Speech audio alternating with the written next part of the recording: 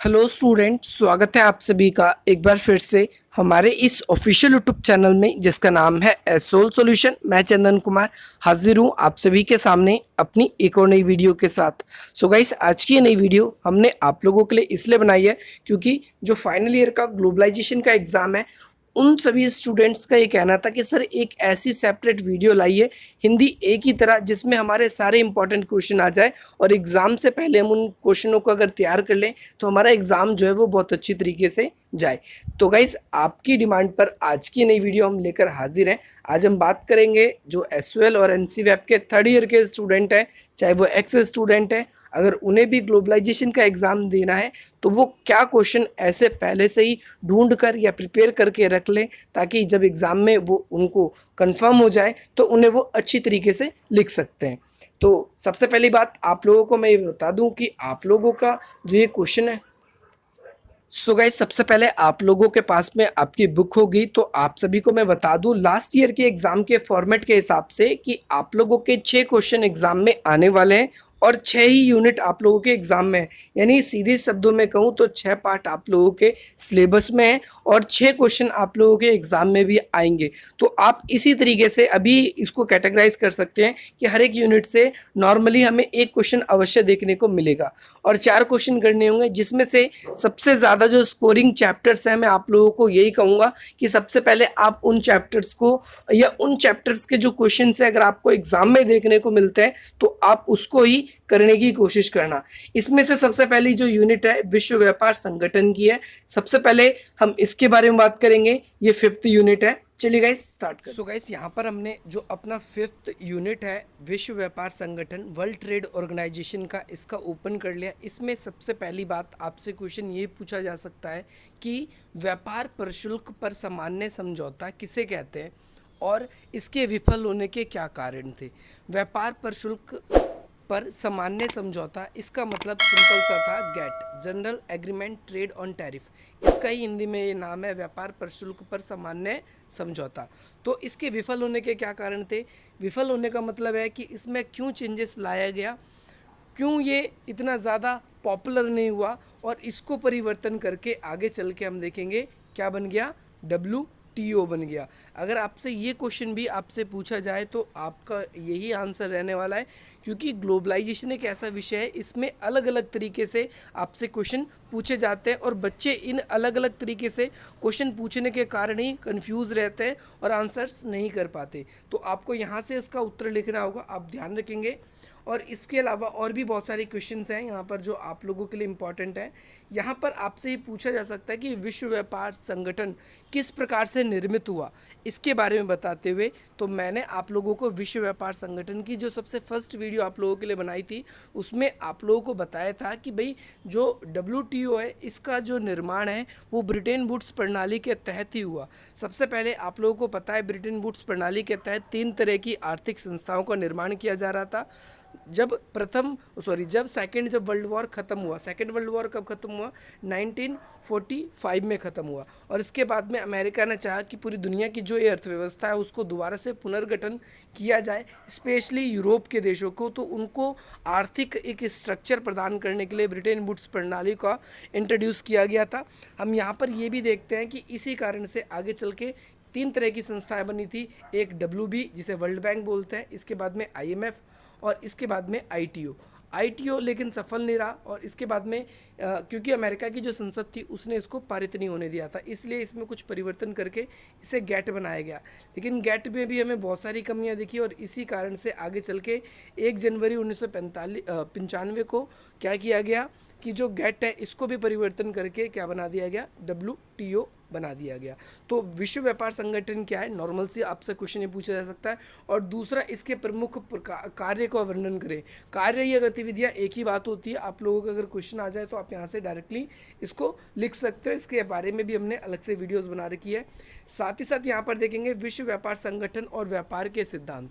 व्यापार के सिद्धांत का मतलब सिंपल सा ये होता है कि किस किस तरीके के जो विश्व व्यापार संगठन है WTO है वो किस किस तरीके के जो देश हैंगे उनमें अपने सिद्धांतों को फॉलो करवाता है। तो यहाँ पर अति प्रिय राष्ट्र है, राष्ट्रों के व्यवहार को सुधारता है। और इसके साथ ही यहाँ पर आप लोगों के लिए मुक्त व्यापार की नीति उत्पन्न करता है और पहले से ही अनुमान लगा लेता है किस देश की कैसी व्यापारिक स्थिति रहेगी और अच्छी तरीके से प्रतिस्पर्धा हो। यहाँ पर एक ये क्वेश्चन आप लोगों के लिए आ सकता है। इसके बाद में WTO से एक क्वेश्चन आप लोगों को ये भी दिखेगा कि जो विश्व व्यापार संगठन है उसकी संरचना कैसी है, कैसे उसके अंदर कोई भी जो निर्णय प्रक्रिया है वो ली जाती है, क्या है उसका बेसिक स्ट्रक्चर, ये आपसे सबसे ज़्यादा पूछा जाता है। सेकंड नंबर पे आपसे विश्व व्यापार संगठन का कार्य पूछा जा सकता है और तीसरे नंबर पे अगर आप देखेंगे तो यहाँ पर जो निर्णय प्रक्रिया इसी के साथ बनता है और इसकी संरचना भी इसी के साथ बनती है।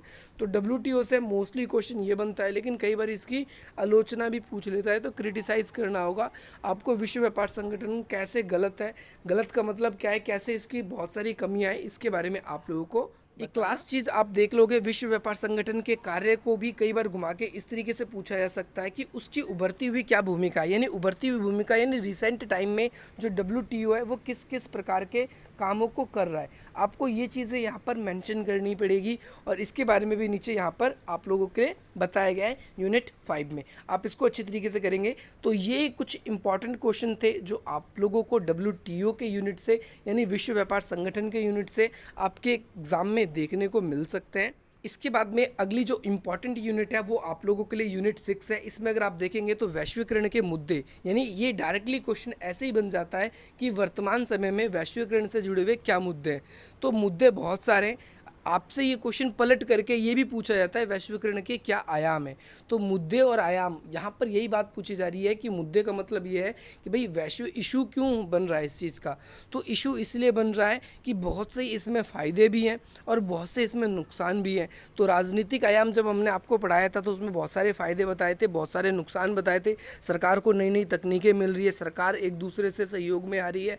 पहले हर एक कमज़ोर देश को डर रहता था, लेकिन आज देखिए जो हमारे देशों का इकोनॉमिक इंटीग्रेशन हो रहा है वैश्वीकरण के थ्रू, WTO के थ्रू, तो इससे क्या हो रहा है, देशों को हेल्प मिल रही है। आज देख लो, अगर हमारे देश में पेंडेमिक बहुत ज़्यादा पीक पे है तो हमें बहुत सारे देश मदद कर रहे हैं, लेकिन एक यही टाइम था एंशिएंट टाइम में, अगर हमारा देश कमज़ोर हो रहा होता तो दूसरे देश जो है हमारी हेल्प ना करके बल्कि हम पे और हमला करके हमें जीत लेते। तो ये हमें परिस्थितियाँ बदलती हुई दिखाई दे रही है जो वैश्वीकरण के कारण आ रही है। बहुत सारे गलत इम्पैक्ट भी हैं, ख़राब इम्पैक्ट भी, मैंने इसके बारे में बात कर रखी है। आप प्लेलिस्ट ज़रूर चेक करिए ग्लोबलाइजेशन की, आप लोगों को मिल जाएगा वहाँ पर, आप उसको देखिए। यहाँ पर मुद्दे में ख़राब बात यह है कि हमारी सरकारें कमज़ोर हो रही है, MNCs पे डिपेंड होना पड़ रहा है और हमारे देश बहुत हद तक कई बार ये एक नव उपनिवेशवाद को भी बढ़ावा दे रहा है। तो ऐसे बहुत सारे मुद्दे हैं इसके अंदर। इकोनॉमी के बारे में बात करते हैं तो हमारे देश की अर्थव्यवस्था का जो ज़्यादातर लाभ है वो दूसरे देश के जो कंपनियां हैं दूसरे देश उठा रहे हैं। हमारे देश की जो संस्कृतियाँ हैं वो ख़त्म होती जा रही है। तो ये नॉर्मल से मुद्दे वाला कॉन्सेप्ट आपको यहाँ देखने को। सो गाइस, यही चीज़ यहाँ पर सेकंड टाइम में भी रिपीट हो रही है। यहाँ पर आप देख सकते हैं वैश्वीकरण के आलोचनात्मक आयाम। तो 3 आयाम है, वैसे तो 4 होते हैं वैश्वीकरण के आयाम, बट 3 ही आप बेसिकली मेजरली डिफाइन करते हो, राजनीतिक आयाम, आर्थिक आयाम और सांस्कृतिक या सामाजिक आयाम। वैसे एक मशीनरी आयाम भी होता है जिसका जिक्र बहुत ही कम या बहुत अच्छे टीचर्स आप लोगों के साथ करते हैं।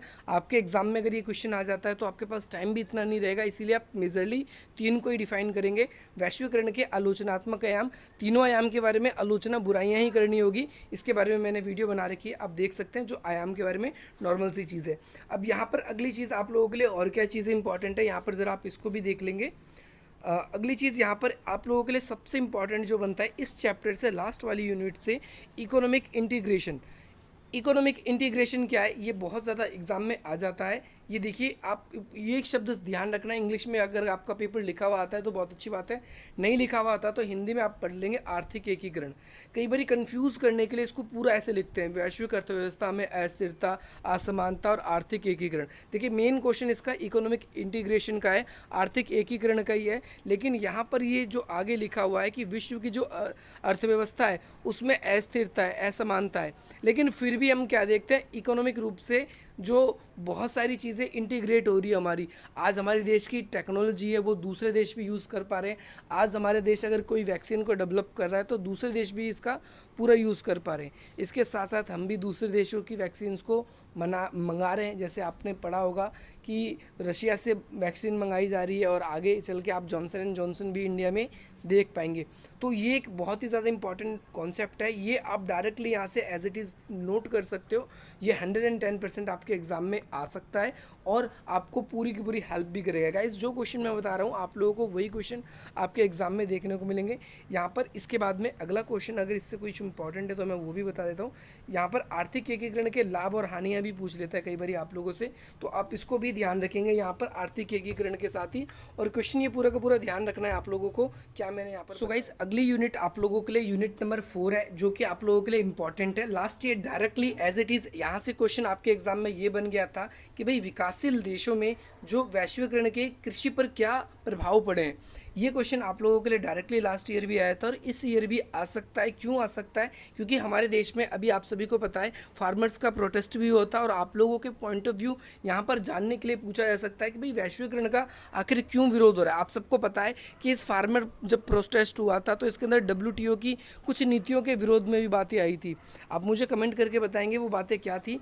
और साथ ही साथ यहाँ पर अगर आप देखेंगे तो यहाँ पर ये जो क्वेश्चन है ये डायरेक्टली मैंने आपको बता दिया है। इसके बाद नीचे आप लोगों के लिए और क्या इंपॉर्टेंट है, तो कृषि संबंधित विश्व व्यापार संगठन में क्या सुधार करना चाहिए, ये ज़्यादा इंपॉर्टेंट नहीं है।